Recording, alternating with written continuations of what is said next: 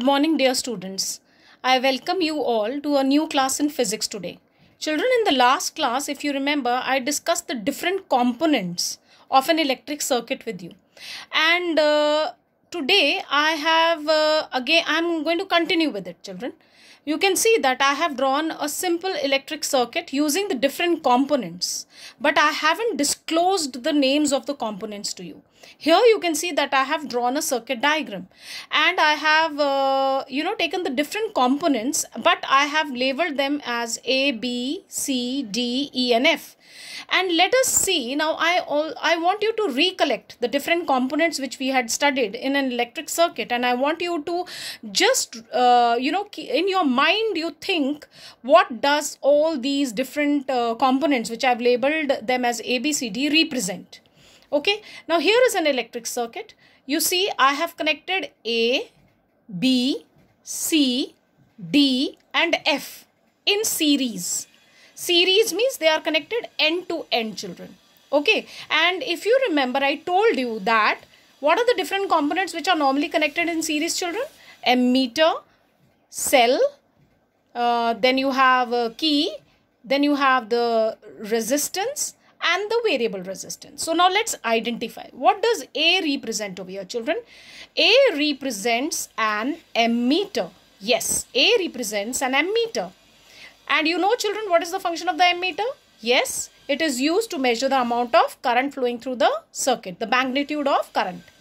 Then what does B represent, children? It represents a cell. You can see there is a long, stick. It represents the positive terminal and the smaller one represents the negative terminal. And what does the cell do? It provides current in the circuit. What does C represent, children? It is a plug key. Yes. And you all know it is an on-off device. Now, what does D represent, children? It represents the load, or you can say it's a fixed resistance. And you know, how do I come to know it's a fixed resistance? Because it is not shown by an arrow. It is just a fixed resistor. It could be any denomination, 2 ohms, 3 ohms. So, it's a fixed resistor. What does F represent, children? It represents variable resistance. So, it is a rheostat. Basically, F is a variable resistance. And children, what about E? E is a voltmeter. How do I come to know? Because it is connected in parallels. And I told you voltmeter is always connected in parallels between the two ends of the fixed resistor. So this way you should know the different components and their function and how are they represented to form a circuit diagram, or this is called the electric circuit. Now one more thing I want to ask you, children. What would be, if I tell you to mark the direction of the current, you will mark it from plus to minus. Children, you will mark it from the positive to the negative. That is conventional current. Okay, so this is how you mark the direction of the current in the circuit. Now let's move on to certain topics which you must have done many a times. That is, differentiate between an insulator and a conductor. Children, you very well know that there are substances which do not carry current or which do not conduct current, and they are known as insulators. For example, we have plastic, we have wood, we have paper, we have glass, we have asbestos. They are all insulators because they don't have free electrons in them, and their resistance is also very high. That is why they are insulators. What about conductors? They are opposite of insulators. They are the material or the substances which allow the current to pass through them because they have a low resistance and they have free electrons which conduct electricity. So therefore, for example, we have mostly all the metals. Okay, then we come to another differentiate, open and closed circuit. Children, from the name it is clear. An open circuit is a circuit which does not allow the current to pass through it. That is, if you connect a bulb in an open circuit, it will not glow. Okay. Now, there could be various reasons for a circuit to be open. Maybe the key is not plugged in. Maybe there is an insulating material in the circuit. Okay, so it is open. What about a closed circuit, children? A closed circuit is a circuit which allows the current to pass through it. Okay, and the bulb, if connected in a closed circuit, would glow. And therefore, this is the difference between an open and a closed circuit. Now, after doing these topics, we move on to a fresh topic. And that topic I want you to be extra careful about. Okay, so I want you to concentrate on what I'm teaching now. Look here, children, I have taken some analogies over here. Now, what are analogies? Here you can see that I have taken 1, 2 and 3 examples which are a part of our day-to-day life. Now let us focus at what they are. When you see that when I have a ball or something and I drop it from a height, it always moves from a higher gravitational potential level to a lower gravitational potential level because it is under the force of gravity. Similarly, when I have two containers and they are connected with a side pipe, you see that the water always flows from a higher level to a lower level. Always. When you have two objects, one at a high temperature and other at a low temperature kept in contact, you would always see that the direction of heat flow is from high temperature body to the low temperature body. These are the common examples which we know. Similarly, in day-to-day life, when I have a high potential which is positive conductor and a low potential which is negative, okay, I have discussed about this before, then when I say that when a body is falling from a height to the ground, when water is moving from high pressure to low pressure, and when the temperature, the heat is flowing from hot body to the cold body, in the same manner, I would show that the flow of current is from high to low because I want that the same trend should be followed. Okay, so therefore I say that the current is from high potential to low potential, but that current is not actual, it is conventional. So whenever we want to show the direction of conventional current, we consider all these examples, and considering them we say that the current flow is from high potential to low potential.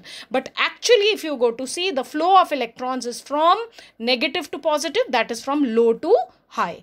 So now why have I taken up this? Because I want you to understand this point, that when I say potential is a condition which actually determines the flow of current. You know, potential is a condition of a conductor which helps us to understand the concept of the flow of current, that is from high potential to low potential, and that is considered to be conventional current. Okay, children, and it is opposite to the direction of the flow of electrons, right? Okay, now if I have introduced potential to you, now let us look at what is potential difference. Potential difference is denoted by capital V, children, and it is defined as, I'm going to give you the definition, the potential difference between two conductors is equal to the work done in transferring a unit positive charge from one conductor to the other. Now, why do I say unit positive charge? Because children, let's go back to this diagram. When I say that the electrons are moving from low potential to high potential, it means that when an electron is moving, it is creating a positive, it is leaving behind a positive charge. So therefore, when an electron is moving and it creates a positive charge, that means that I am doing work to, we say in that language of potential that it is the amount of work done, because you know some amount of work is done in moving the electrons from low potential to high potential, creating a positive charge there. So that is why the definition of potential difference is the amount of work done, and the formula is V is equal to W upon Q.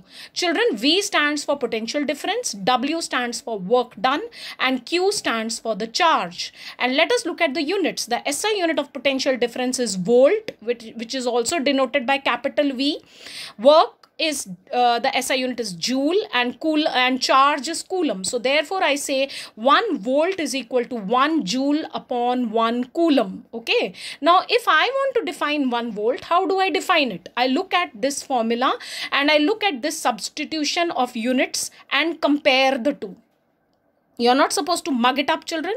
Again, I say you have to look at the formula and the unit and then define 1 volt. How would I define it? I'll say potential difference is said to be 1 volt when 1 joule of work is done in carrying a unit positive charge of 1 coulomb from one end of the conductor to the other end. I repeat my definition of 1 volt. I say potential difference is said to be 1 volt when 1 joule of work is done in carrying a charge of 1 coulomb from one end of the conductor to the other end. So therefore, SI unit of potential difference is volt, and it is 1 volt is 1 joule per coulomb. Okay, according to the formula.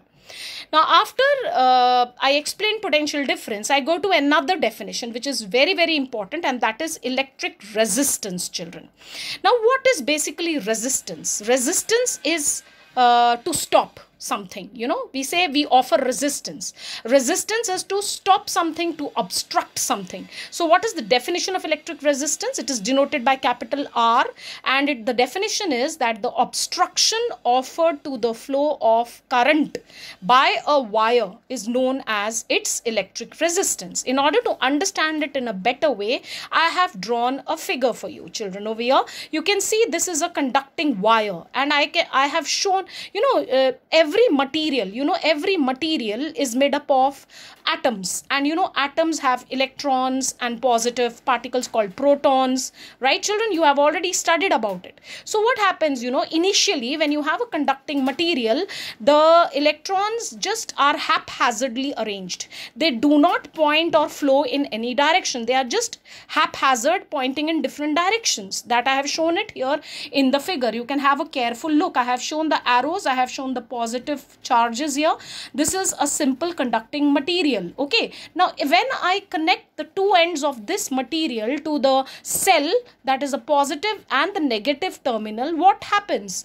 You can see a special phenomenon. What happens? The electrons, they are attracted towards the positive end. So you can see that there is the things, the electrons which were pointing in different direction, now they get channelized and they align themselves and start moving from the positive end out to the negative, because I told you that positive will attract the electrons, so they will start moving, and that's why the conventional current is from plus to minus. Okay, but how are the electrons moving? The electrons are moving inside the conductor from negative to positive terminal, and outside they are shown from plus to minus. So this way what happens is they try to move. Now while they are traveling, the positive charges which are present inside the conductor try to obstruct the path of the moving electrons, and that obstruction which is offered while the electrons are moving within the conductor, outside they move from plus to minus, that obstruction which is offered to the flow of electrons is known as electric resistance. And let me tell you, children, every material, irrespective whether it is made up of any metal, it will offer resistance. But the resistance varies from material to material. There are some materials which offer very less resistance, while there are materials which offer high resistance. That is why we say that when we want that an electric current should flow through a conductor, it should have a low resistance value. Okay, children. So I hope you have understood that initially when a conductor has got the electrons and its positive charges, they are not aligned, but when they are connected to the source of current, there is a potential difference due to this positive and the negative potential difference between the two ends of the cell, the electrons align themselves and they start flowing through the conducting wire in a proper manner. And when they start moving, still their motion is obstructed by the positive particles inside the conductor, and that leads to electric resistance, children. Now there is a law which was given by a scientist called Ohm, or you say Ohm's law. Now how do you define Ohm's law? According to Ohm's law, if a current I is flowing through a wire having a potential difference across the two ends, say V, the resistance offered by the wire to the flow of current is the ratio of the potential difference across it to the current. In simple words, R is equal to V upon I. That is, the resistance is inversely proportional to the current and the resistance is directly proportional to the potential difference, children. This is very, very important for you to note this. That is, when the resistance is high, the current is definitely going to be low, because what is current, what is resistance basically, children? It is an obstruction. And what is it obstructing? It is obstructing the flow of current. So therefore we say that current and resistance are inversely proportional, and potential difference which helps in the flow of current is directly proportional to current. So potential difference is directly proportional to current, while resistance is inversely proportional to current, and that was what was stated by Ohm's law. It stated that the current I, which is flowing through a conductor, is given by the formula potential difference divided by the resistance. The resistance is given by the formula potential difference divided by the current. Or we can also say, that V is equal to IR. This formula could be modified as V is equal to IR also, children. How potential difference is equal to current into resistance. Okay, and from here I have made this formula R is V upon I, and it is clear that current is inversely proportional to resistance, while potential difference is directly proportional to current. Now let us look at the unit. The SI unit of resistance is ohm, and ohm is denoted by a symbol which looks like this. This is called omega. Okay, now let us see what is 1 ohm equal to. 1 ohm is equal to 1 volt upon 1 ampere. Now if we look at the formula and this simultaneously and define 1 ohm, see how do I define it. I say resistance is said to be 1 ohm when a current of 1 ampere is flowing through a conductor having a potential difference of 1 volt. I repeat, children, just have a look. I say resistance is said to be 1 ohm when a current of 1 ampere flows through a conductor having a potential difference of 1 volt. This is how I define 1 ohm, and 1 ohm is given by 1 volt upon 1 ampere. Okay, so in fact, it will be very interesting to tell you that there are 3 pillars of this chapter. This chapter has 3 pillars, children. The first pillar was current. The second pillar is potential difference, and the third pillar is resistance. I did current with you and I told you it is Q by T. Then I did potential difference with you, children, and I told you that V is equal to W upon Q. And then I did resistance with you, children. That was R is equal to V upon I. Okay, these 3 things, these 3 topics are very, very important in this chapter, and they form the basis of this chapter, children. They form the basis of this chapter. So, then I also told you that the SI unit of current is ampere, the SI unit of potential difference is volt, and the SI unit of resistance is ohm. And then I also told you how to define the 3 units. So, it should be very, very clear with you. Okay. Now, the last topic for today is, let us see the factors on which resistance of a material depends. I have shown you with the help of 4 arrows, children. That is, from here, resistance is directly proportional to the length of the conductor. The second one is resistance is inversely proportional to the area of cross-section of the conductor. The third one is resistance is directly proportional to the temperature of the conductor. And the resistance also depends upon the material of the conductor. Let us pick up the first one. Resistance is directly proportional to length. Now, in order to understand this, let us take a simple example. Suppose if I tell you that I have a 1 meter wire. Okay, children, I have a 1 meter wire which is made up of copper. I have another copper wire. Now, the length of the wire is 2 meters, children. It is not 1, it is 2 meters. Okay, now my question to you is, children, what do you think? The resistance will be more in a 1 meter wire or in a 2 meter wire?